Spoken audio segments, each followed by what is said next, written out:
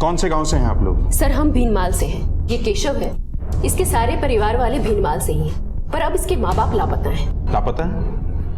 कब से लापता है? ये तो मुझे भी नहीं मालूम साहब। मैं तो 6 साल से हटे था ही नहीं। बम्बई में रिक्शा चलाता हूँ और जब 6 साल बाद वापस लौटा तो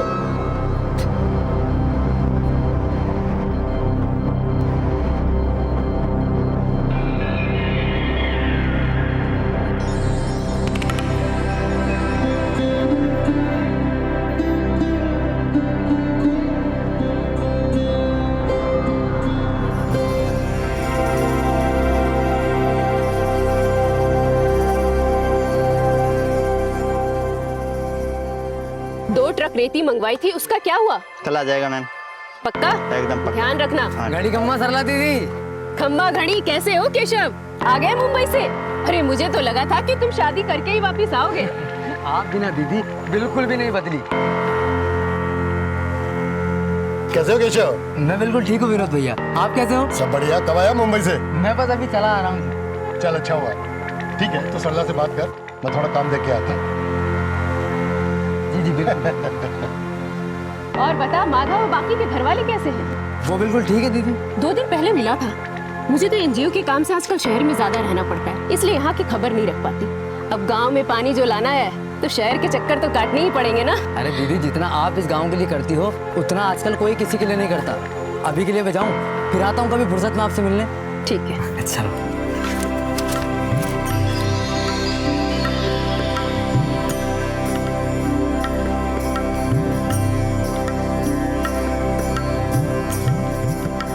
गुड्डू, गुड्डू, तू गुड्डू है ना? हाँ? अरे इतना बड़ा हो गया है। मैं गया तो जब तू 1 साल का था। कौन हो? मैं कौन हूँ? अरे मैं तेरा काका। आप मेरे काका हो? हाँ। अम्मा, अम्मा देखो काका आए हैं। अम्मा देखो काका आए हैं। अरे केशव, अचानक हटे, ना कोई खबर ना कोई संदेश। अरे भाभी साहब मैंने सोचा कि जब अपने ही घर जा रहे हैं तो खोज खबर देने की क्या जरूरत है। अरे केशव अचानक आ गए हो और बताया भी नहीं हैं? घड़ी खम्मा भाई साहब। घड़ी खम्मा। खैर जाने दे। वैसे तू कौन सा पूछ के गया था मुझसे? भाभी साहब माँ बाबूजी कहीं नजर नहीं आ रहे, कटे बाहर गए हैं कहीं।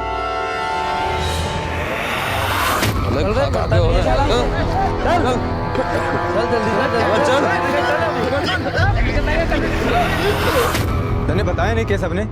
अरे माँ बाबू सब तीरथ पे गए हुए। तीरथ पे? हाँ। कब चले गए तीरथ पे और यूँ अचानक? अरे अब नहीं जाएंगे तो कब जाएंगे? अरे मतलब क्या बोल के गए हैं? वापस आने को क्या विचार है? देख उन्हें आने में काफी वक्त लग जाएगा। ये बता तू यहाँ कब तक है? मैं तो बस इसी महीने के लिए हूँ। क्यों? अरे कुछ नहीं, इसलिए पूछ रहा हूँ कि उनको आने में काफी वक्त लग जाएगा। थारे जाने के 20-25 दिन बाद ही आवेंगे वो लोग। अरे भाई साहब पर आपने उन्हें ऐसे जाने ही क्यों दिया? इस उम्र में उनकी देखभाल कौन करेगा? मुझे एक फोन कर दिया होता, मैं उन्हें तीरथ करा लाता। देख केशव झूल की बात ना कर मारे से। 5 महीने में एक बार फोन करता है, 6 साल में अब शकल दिखाई देता नहीं।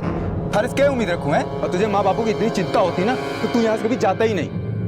चल केशव फटाफट हाथ मुंह धो ले, मैं तेरे लिए गर्मा गर्म बाजरा की रोटी और साग बनाऊंगी। चल भीतर आ फटाफट।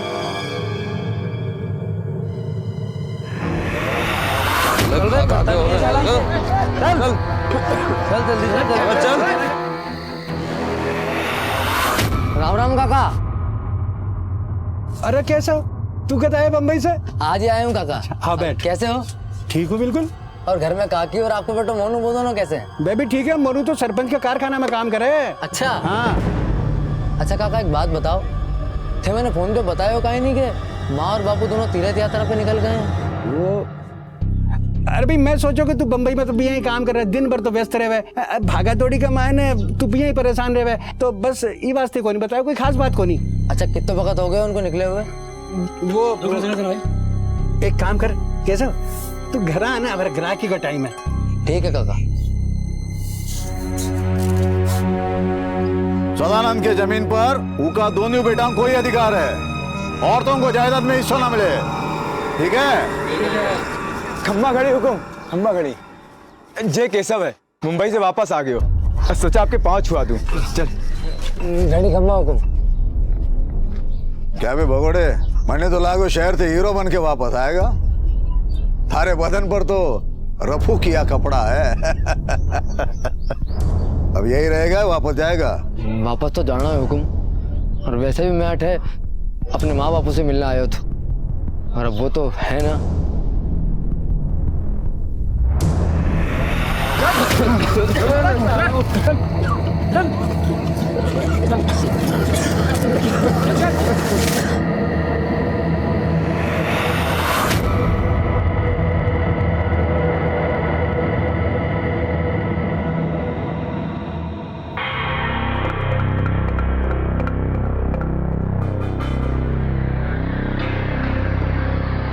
अच्छा मैं चलता हूँ, ठीक है? आ जाके सब। आ चल।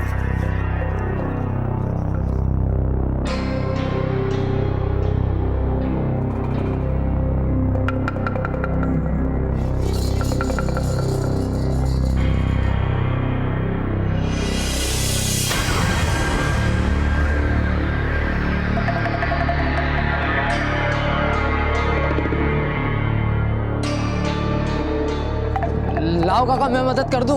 नहीं बेटा, अरे बराबर है, मैं कर लूंगा। अरे लाओ काका, मैं हाथ लगा दूं उधर।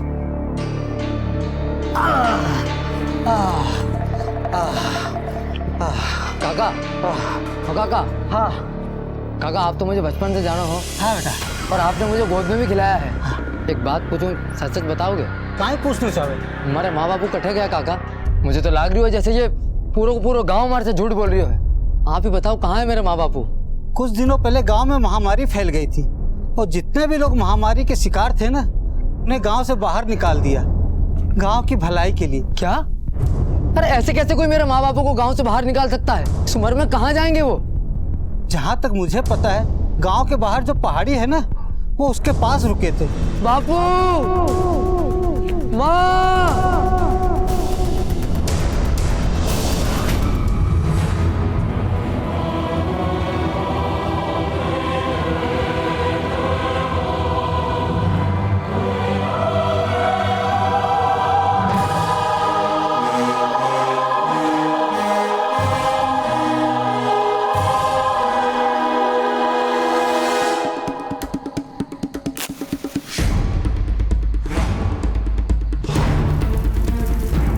दीदी सारे गांव वालों ने हमारे साथ धोखा करा है। हमारे माँ बापू को इन लोगों ने गांव से बाहर निकाल दिया, और अब गांव के बाहर वाली उस पहाड़ी में उन सारे लोगों की जली हुई लाशें मैंने देखी।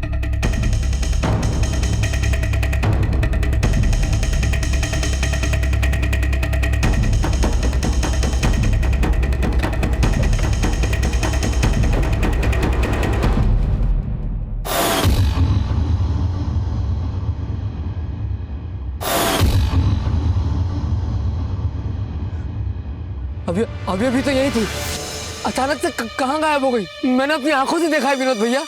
केशव पक्का तूने ठीक से तो देखा? यही थी सब लाशें? मैंने अपनी आंखों से देखा है विनोद भैया। माँ बापू और भी बहुत सारे जले हुए लोग थे यहाँ। झोपड़ा जला तो है, जरूर कोई बात है। मुझे लगता है पुलिस में खबर करनी चाहिए। सर केशव का कहना है कि उसने वहां कई लाशें देखी, पर जब हम वहां गए तो वहां जले हुए झोपड़े के सिवा कुछ भी नहीं था। साहब, जीते जी मैंने मेरे माँ बापू से किसी ने मिलने नहीं दिया, और अब तुम जब उस जगह पे पहुंचे तो वहां लगभग कितनी लाशें थी? लगभग 10-11। सुंदर सर, फौरन इनके गांव चलते हैं और देखते हैं कि आखिर माजरा क्या है। सर लेकिन इनका गांव यहाँ से 60-70 किलोमीटर दूर है। जगह चाहे कितनी भी दूर हो, कानून हर जगह होना चाहिए।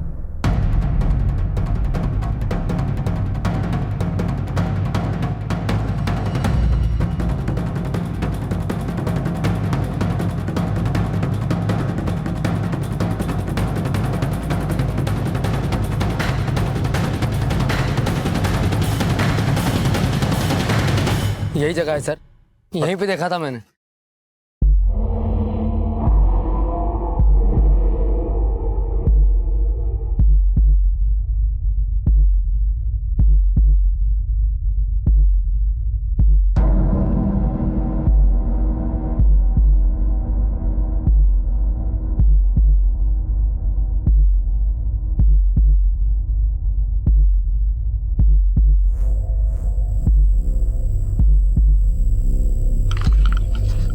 सर कुछ नहीं मिला है। सुंदर, हमें गांव के लोगों से पूछताछ करनी चाहिए, तभी हमें पता चलेगा कि आखिर मामला क्या है। इस गांव के 60-70 किलोमीटर के सराउंडिंग में कुछ भी नहीं है। इसका मतलब बाकी के लोग भी इसी गांव के होंगे। बात अगर केशव के माँ बाप के मरने की होती तो मामला दुश्मनी का या पारिवारिक हो सकता था, लेकिन एक साथ इतने सारे लोगों के मरने की घटना ये किसी और ही तरफ इशारा करती है।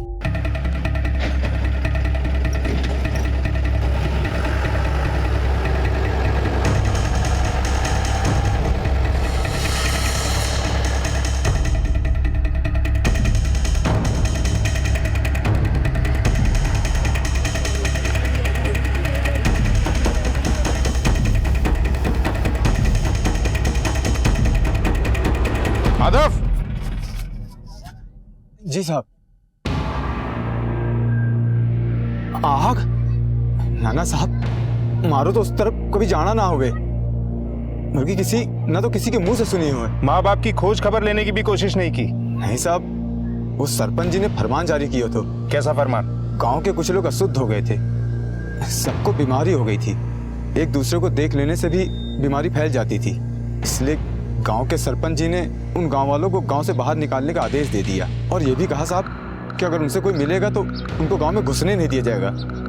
इसलिए साहब हम कभी उधर जाते भी ना थे। ये बात है दरोगा साहब,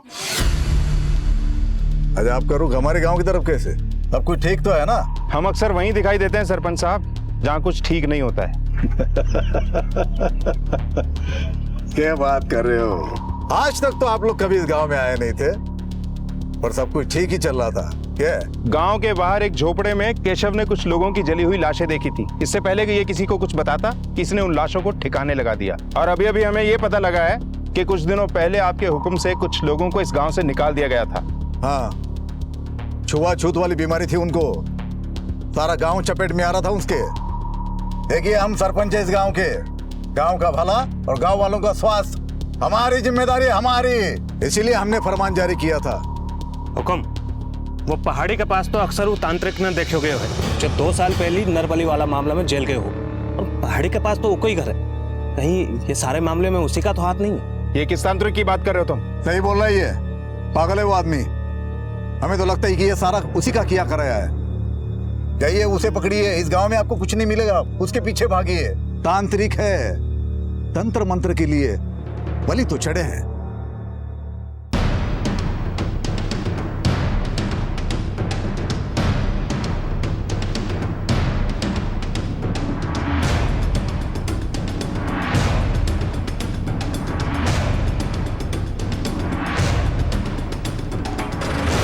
सुंदर, ये तांत्रिक जहां भी दिखाई दे इसे पकड़ के पुलिस स्टेशन लेकर आओ। बीमारी की वजह से बेचारे गांव वालों को गांव से बाहर कर दिया गया। गांव में कोई अस्पताल, कोई ऐसी सुविधा भी नहीं है जिससे इनका इलाज हो सके।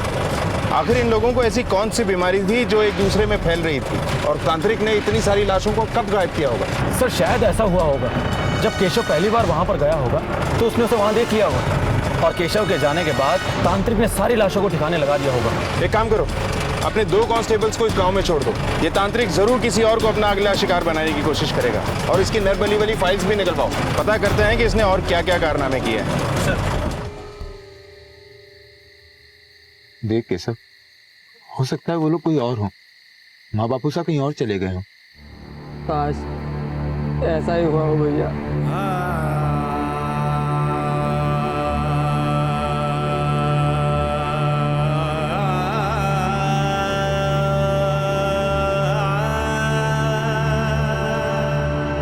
केशव, ले बेटा खीर खा, तुझे खीर बहुत पसंद है ना?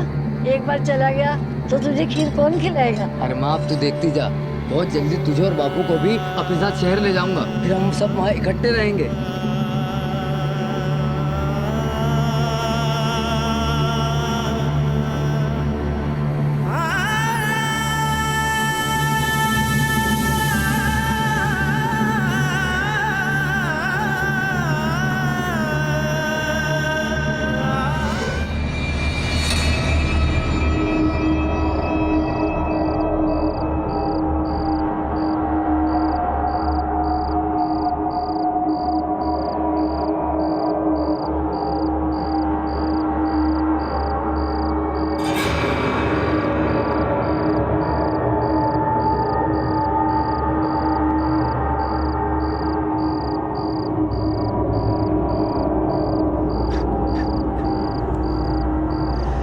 बैठे होते दोनों।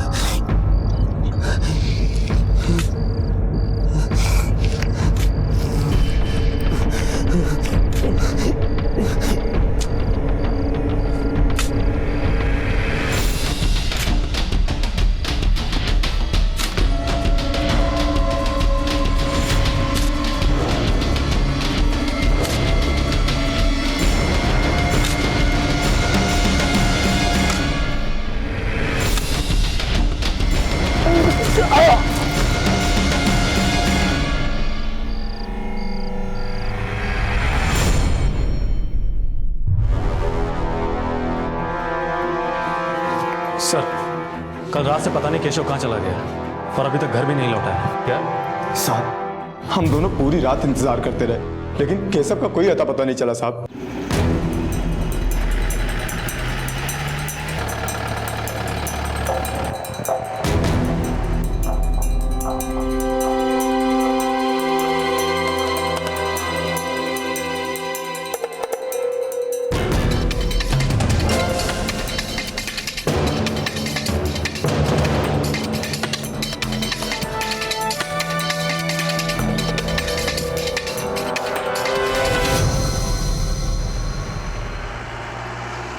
अरे रुको,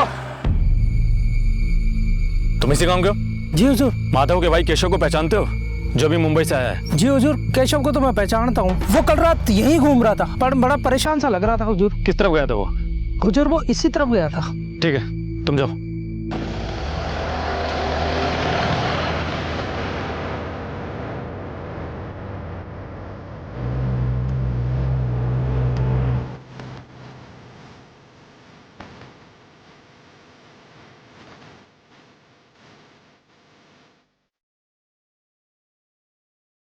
आखिर इतनी रात को केशव यहाँ क्यों आया होगा, वो भी इस जले हुए झोपड़े के पास? और इसके बाद वो गया कहाँ होगा? सर, कहीं केशव भी तो उस तांत्रिक का शिकार तो नहीं बन गया?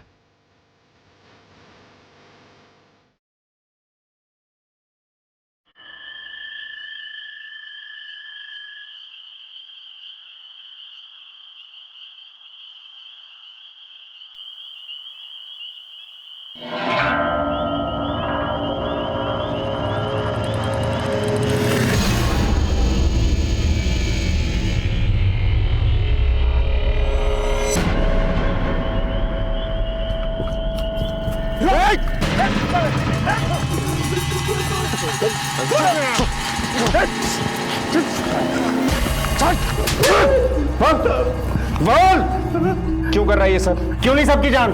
कहाँ है सबकी लाशें? बोल। क्या हुआ साहब, क्या बात है? अच्छा, तुझे पता ही नहीं क्या बात है? वो चाकू, उस पे लगा हुआ खून। बेटा, तेरी सारी हिस्ट्री हमारे पास है। पिछले केसों से तू बच गया था, मगर इस केस से नहीं बचेगा। बोल बोल, क्यों मारा केशव को? साहब, मैं क्यों किसी को मारूंगा? और आप किस केशव की बात कर रहे हो? तू इन सब मासूमों की बलि चढ़ा रहा था, और केशव वो है जिसकी बलि तूने कल चढ़ाई। बात को घुमा मत, जल्दी बता, बता मामला क्या है? साहब, वो लड़का जो कल मिला था।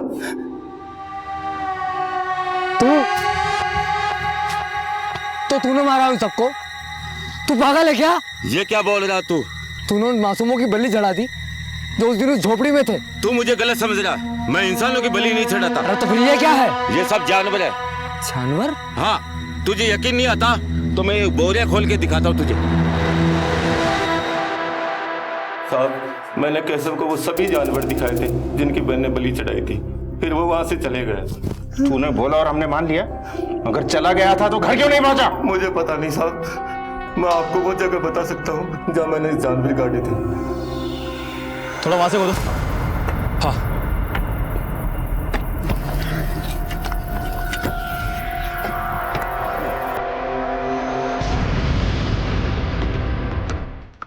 सर, यहाँ तो सारे जगहों से गड़े हुए जानवरों की लाशें मिली है। जानवर की लाश? वैसे उसके चाकू पे लगे खून की रिपोर्ट भी आ चुकी है। वो खून के निशान भी किसी जानवर के ही थे। सर, अगर तांत्रिक ने कुछ नहीं किया तो फिर इसके पीछे कौन हो सकता है? और केशव कहाँ गया होगा? सुंदर, इसी सवाल की गुत्थी तो सुलझ नहीं रही है।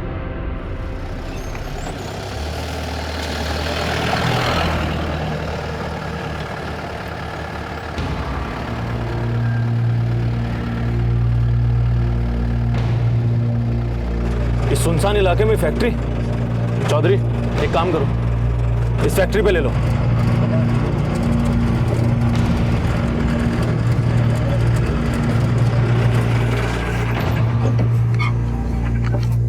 ए, दरवाजा खोल।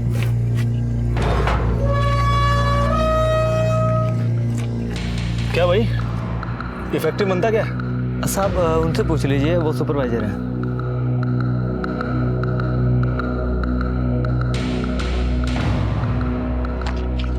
जी बोलिए। ये फैक्ट्री किसकी है? फैक्ट्री तो सरपंच जी की है। किस चीज की फैक्ट्री है और इतनी बदबू क्या आ रही है? आपको जो कुछ ही पूछना है आप सरपंच जी से पूछ लीजिए।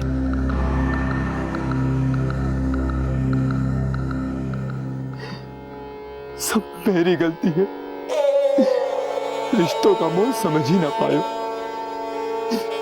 जिस तरह मैं अपने बच्चों के बारे में सोचता रहा, वैसे ही मेरे माँ बाप मेरे बारे में सोचते रहे। देखो मासा, आप लोग यहाँ रुकोगे तो ये बीमारी सब में फैल जाएगी।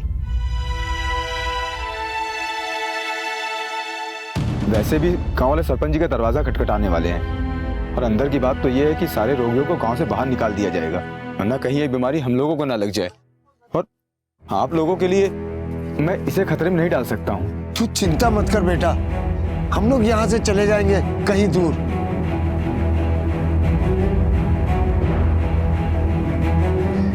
दीदी, केशव के लिए भी मैं ही जिम्मेदार हूँ।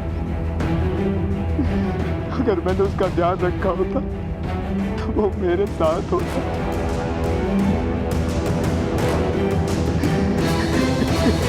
सुंदर, समझ में नहीं आ रहा है कि आखिर माजरा क्या है।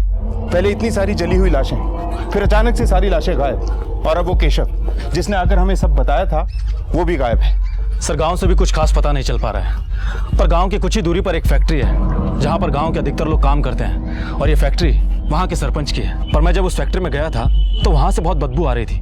पता नहीं फैक्ट्री में क्या बनाया जा रहा था। शहर से इतनी दूरी पर फैक्ट्री का होना मुझे बड़ा अजीब सा लग रहा था। मैंने क्रॉस चेक किया है, सरपंच इस फैक्ट्री को गैर कानूनी ढंग से चला रहा है। सुंदर, हमें इस फैक्ट्री की छानबीन करनी चाहिए। शायद जिन लोगों की मौत जलने की वजह से हुई वो इसी फैक्ट्री में काम करते हो, और ये बीमारी उन्हें इस फैक्ट्री की वजह से ही हुई हो।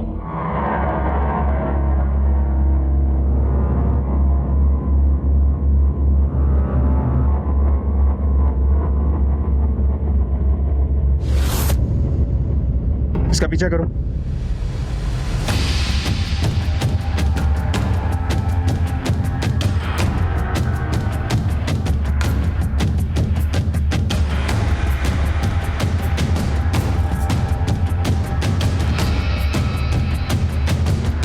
रुको।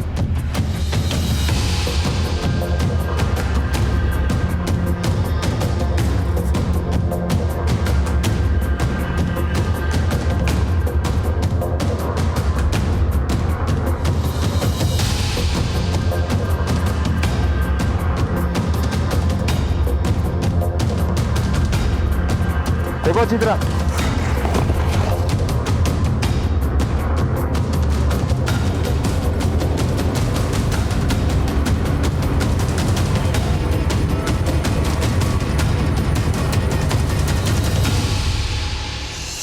सुंदर सर,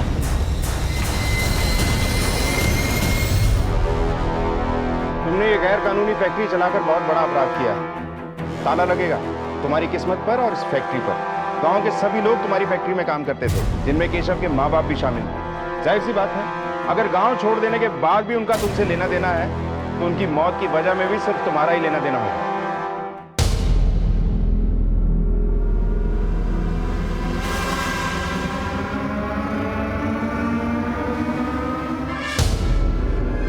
दरोगा साहब, जो मारो गांव है, मारे को यहां से लेके जाना इतना आसान ना है। आपको लेके तो जाएंगे ही सरपंच साहब, आज नहीं तो फिर कभी से। चलो।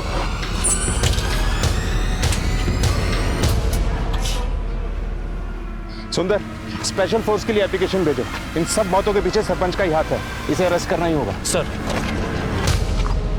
साहब, ये सब मेरी वजह से हुआ साहब। मैंने उनको भेजा था, जिसके बाद ये सब सर गांव के ऊपर मैंने शुरू से ही सरपंच का दबदबा देखा है, पर वो इस हद तक गिर सकता है ऐसा लगा नहीं था।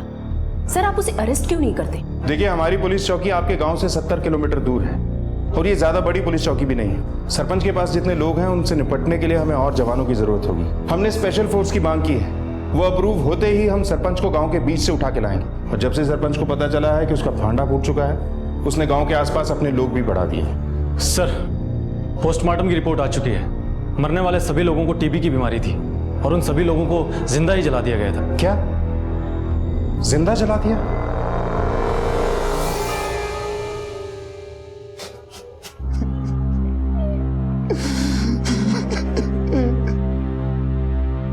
सर, क्या ये सरपंच इतना बड़ा नेक्सस अकेला हैंडल कर सकता है? मुझे तो ऐसा लगता है कि इसके साथ कोई तो जरूर है। ये सब तब पता लगेगा सुंदर, जब सरपंच हमारे हाथ लगेगा। सर, मेरे पास एक आइडिया है। आइडिया थोड़ा अजीब है, पर फोर्स आने के अप्रूवल से पहले ट्राई कर सकते हैं।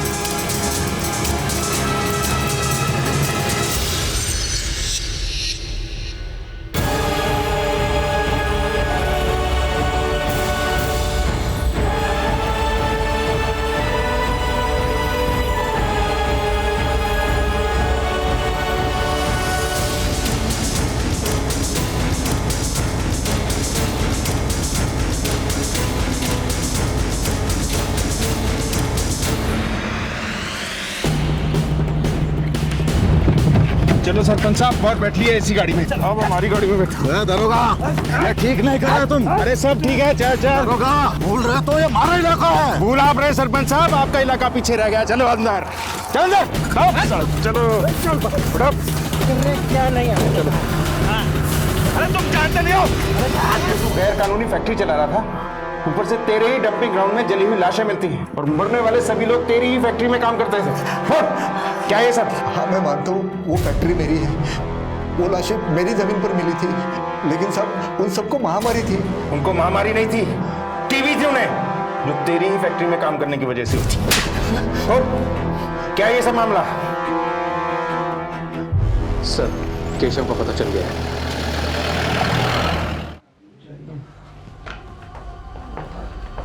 केशव,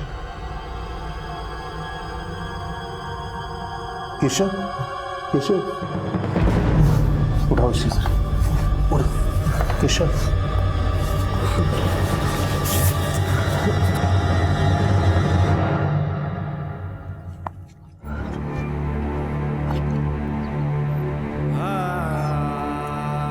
भाई साहब, मैं तो यहाँ माँ बापू से मिलने आया था। एक अरसे के बाद उनका चेहरा देखने वाला था, पर देखो ना ये क्या हो।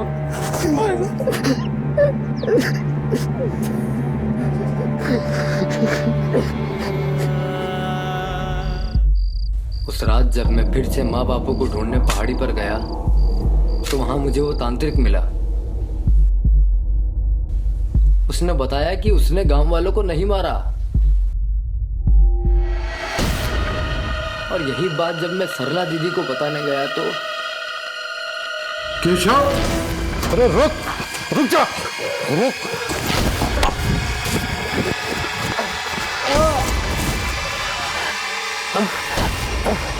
ये तो तुरुप का इक्का है विनोद, इसे तो संभाल कर जिंदा रखते हैं।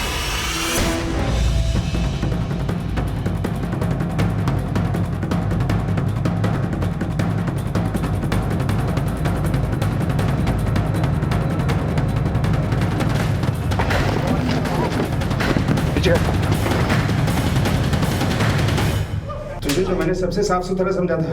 ये क्या कहानी है? इतनी लंबी प्लानिंग, इतना बड़ा सेटअप। सर, 7 साल पहले जब मैं यहाँ आई तो मेरा एक ही मकसद था, इस गांव के पानी की समस्या हल करना और यहाँ के लोगों की भलाई करना। वाह, ऐसा लग रहा है जैसे तू देवी का दूसरा रूप है। मुद्दे पर आ, कहानी मत सुना। जब मैं यहाँ आई तो मैंने देखा इस गांव के आसपास कुछ भी नहीं है, और अगर चलती थी तो सिर्फ एक ही आदमी की, सरपंच की। हाँ, मैं एकदम सीरियस हूँ। इतना सब कुछ करके क्या मिल गया हमें? बस सरकार से एक मेडल। सरपंच से बात करके देखते हैं, शायद कुछ बात बन जाए। तुम्हारा प्लान क्या है? ये ऐसी जगह है जहाँ किसी का कोई ध्यान नहीं। बस ये समझो कि राजस्थान के नक्शे में ये गांव है भी या नहीं, ये भी लोगों को पता नहीं।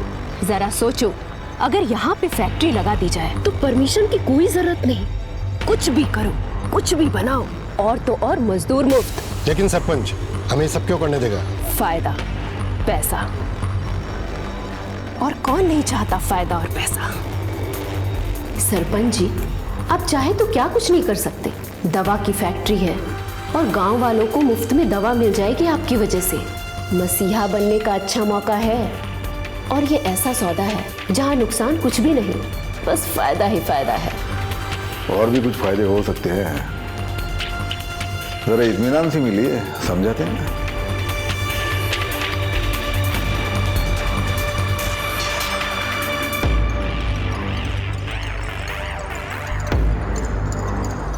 तो कल से फैक्ट्री के काम में हाथ लगा दे सरपंच जी। बिल्कुल बिल्कुल।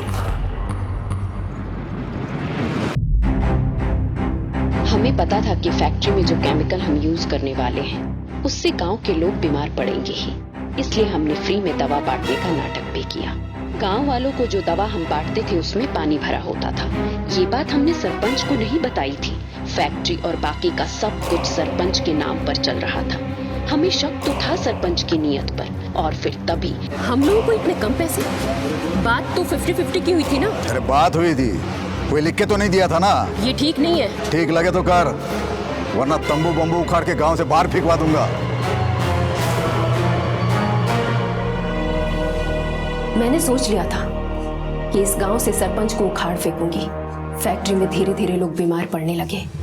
उनकी बीमारी जब लोगों में फैलने लगी तो मैंने ही सरपंच से कहा कि उनको गांव से बाहर निकाल दें, ताकि फैक्ट्री में रात में भी काम करवा के उनसे ज्यादा मुनाफा कमाया जा सके। और फिर उस रात जब सरपंच ने बीमार गांव वालों को गांव से बाहर झोपड़ी में बंद कर दिया था, तो मैंने और विनोद ने मिलकर उन्हें जिंदा जला दिया, ताकि सारा इल्जाम सरपंच पर आए। मेहनत हम करें और पैसे वो खा रहा था। अब देखती हूँ सरपंच को। झोपड़ा जलकर राख हो गया है और इन लाशों को उसकी जमीन पर फेंक कर आएंगे। उस दिन विनोद उन डेड बॉडीज को सरपंच की जमीन पर ठिकाने लगाने ही गया था कि वहां केशव आ गया।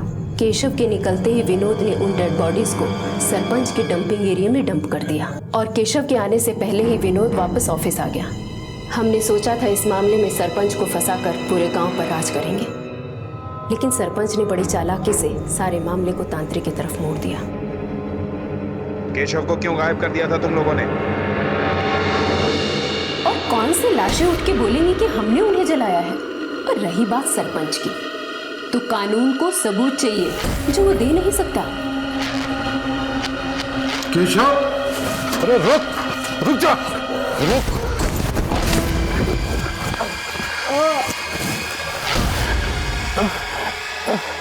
ये तो तुरुप का इक्का है विनोद, इसे तो संभाल कर जिंदा रखते हैं। जरा से पैसों के लालच में तुम लोगों ने इतना बड़ा षड्यंत्र रचा, इतने सारे मासूम लोगों को बेरहमी से जिंदा जला दिया। इंसानियत को भी शर्म आएगी तुम लोगों पर। कोर्ट से मिलने वाली मौत की सजा बहुत कम है तुम लोगों के जुर्म के सामने।